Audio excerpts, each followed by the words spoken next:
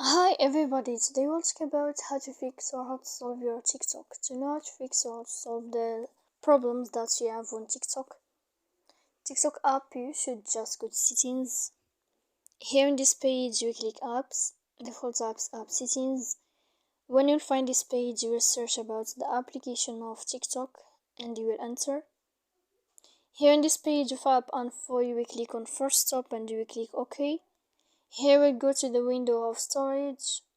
Then we click clear cache, and in the end you can turn off your phone and you will wait a moment. Then you can turn on your phone again. If it's not working, you can go to your Play Store, you click here and uninstall, and you will wait a moment to install again your app.